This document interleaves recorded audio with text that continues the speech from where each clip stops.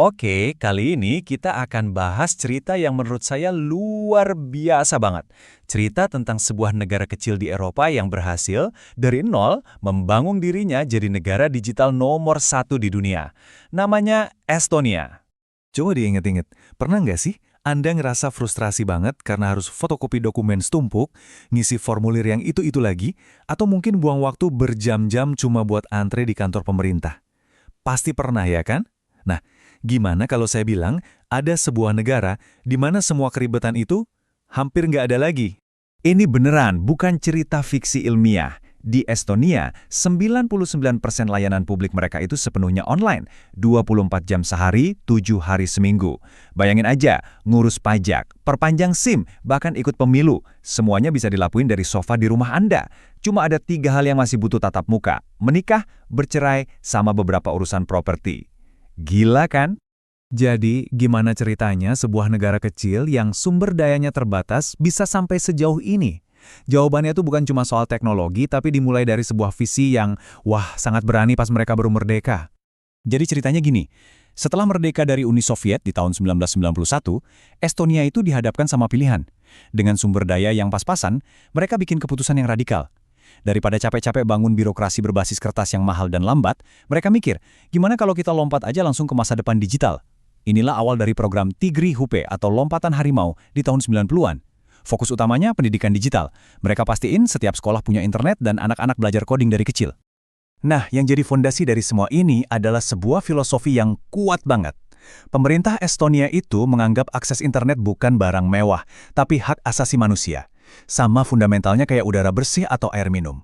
Prinsip inilah yang jadi bensin buat semua transformasi digital mereka. Oke, sistemnya canggih. Terus, gimana cara warganya berinteraksi dengan dunia digital ini? Jawabannya ada di satu kartu pintar yang dipegang sama setiap warga negara. Ini dia, kartu ID digital atau eID. Tapi, jangan salah sangka dulu ya. Ini tuh jauh lebih dari sekedar KTP biasa. Kartu ini adalah kunci pribadi setiap warga buat masuk dan ngelakuin apa aja di seluruh ekosistem digital Estonia. Coba deh bayangin, satu kartu ini fungsinya banyak banget. Dia itu identitas digital Anda yang super aman. Bisa jadi paspor buat kelilingan di Uni Eropa, kartu asuransi kesehatan, bahkan jadi bukti SIM. Dan yang paling revolusioner, kartu ini bisa dipakai buat ngasih tanda tangan digital yang sah secara hukum. Artinya Anda bisa tanda tangan kontrak, akses rekam medis, sampai milih di pemilu, ya cukup pakai satu kartu ini. Semuanya terverifikasi dan dijamin aman. Oke, sekarang kita masuk ke bagian yang agak teknis, tapi ini seru banget, serius. Gimana sih caranya semua layanan ini, dari data polisi, rumah sakit, sampai bank, bisa nyambung tapi tetap aman? Jawabannya adalah sebuah teknologi inti yang mereka sebut X-Road. Nah, ini kan pertanyaan penting banget. Kita lagi ngomongin ribuan database yang beda-beda, punya pemerintah, punya swasta, yang isinya data super sensitif. Gimana caranya mereka bisa tukeran informasi secara instan tanpa ada risiko data bocor besar-besaran? Buat ngerti kenapa sistem Estonia ini jenius, kita justru harus lihat apa yang nggak mereka lakuin. Mereka nggak bikin satu database pusat raksasa. Kenapa? Karena itu bahaya banget. Kalau satu itu diretas, ya udah semua data ambiar. Sebaliknya, Estonia pakai model terdistribusi lewat X-Root. Jadi datanya tetap ada di server masing-masing. Data medis ya di rumah sakit, data pajak ya di kantor pajak. Nggak ada satu titik pusat yang kalau jebol, semuanya ikut jebol. Jadi, poin kuncinya di sini. X-Root itu bukan database raksasa. Anggap aja X-Road ini kayak jalan tol data yang super aman dan terenkripsi. Setiap kali misalnya kantor polisi butuh data SIM Anda, permintaan datanya itu lewat jalan tol ini. Datanya nggak pernah disimpan di tengah jalan, cuma lewat doang. Setiap paket datanya disegel dan dienkripsi. Inilah yang bikin sistemnya aman dan efisien banget. Eits, tapi keamanannya nggak berhenti sampai di situ. Estonia nambahin satu lapis perlindungan lagi. Dan mereka ini pelopornya, bahkan sebelum Bitcoin terkenal. Mereka pakai teknologi namanya KSI Blockchain. Coba lupain dulu soal cryptocurrency ya. Di sini fungsinya beda total. Anggap aja KSI Blockchain ini kayak buku catatan digital yang disegel secara matematis. Setiap kali ada perubahan data di sistem, entah itu catatan medis atau sertifikat tanah, sebuah sidik jari digital yang unik bakal dicatat di buku ini.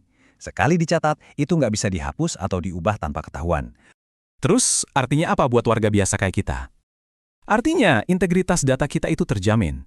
Nggak ada seorang pun, bahkan pejabat yang korup sekalipun, yang bisa seenaknya ngubah rekam medis, catatan hukum, atau kepemilikan tanah Anda diam-diam. Kalau ada yang coba-coba, pasti bakal ada jejak digital permanen yang nggak bisa dihapus. Nah, inilah yang jadi dasar kepercayaan masyarakat ke sistem digital mereka. Nah, yang lebih keren lagi, kecanggihan sistem ini tuh nggak cuma buat warga Estonia aja. Mereka membuka pintunya untuk seluruh dunia lewat sebuah inovasi unik bernama e-residency. Coba bayangin skenario ini. Mungkin Anda seorang pengusaha di Indonesia atau seorang freelancer yang kliennya ada di mana-mana.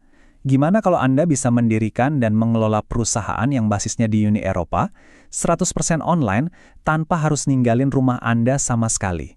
Nah, inilah yang ditawarkan Estonia. Lewat program e-residency ini, siapapun di dunia bisa jadi penduduk digital Estonia. Ini bukan kewarganegaraan ya, tapi program ini ngasih Anda identitas digital yang diakui. Dengan identitas ini, Anda bisa mendirikan perusahaan di Estonia, yang artinya perusahaan Anda ada di dalam Uni Eropa. Anda bisa buka rekening bank, ngurusin bisnis, dan tanda tangan semua dokumen secara digital dari belahan dunia manapun. Ini benar-benar game changer buat para digital nomad dan pengusaha global. Dan prosesnya juga dibikin gampang banget. Anda tinggal daftar online, lewatin verifikasi latar belakang, dan kalau disetujui, Anda tinggal ambil starter kit e-residency di kedutaan atau konsulat Estonia terdekat. Simple banget. Lalu apa sih dampak nyata dari semua digitalisasi ini? Angkanya bikin melongo. Pemerintah Estonia itu ngitung, sistem digital mereka berhasil menghemat waktu kerja kumulatif sebanyak 800 tahun setiap tahunnya. Bayangin, 800 tahun waktu manusia yang bisa dipakai buat inovasi, buat keluarga, buat hal-hal yang lebih produktif, bukan buat antre. Pada akhirnya, kisah Estonia ini adalah sebuah bukti nyata. Bukti bahwa sebuah negara itu bisa loh didesain ulang dari akarnya untuk berfungsi seperti sebuah platform. Sebuah layanan yang efisien, transparan, dan aman buat warganya. Ini membawa kita ke pertanyaan terakhir yang menarik banget. Dengan semua tantangan birokrasi yang kita hadapi di seluruh dunia, mungkinkah model yang dibangun Estonia ini jadi cetak biru masa depan untuk semua negara di era digital? Sebuah pertanyaan yang menarik buat kita renungkan bersama. Terima kasih sudah menyimak.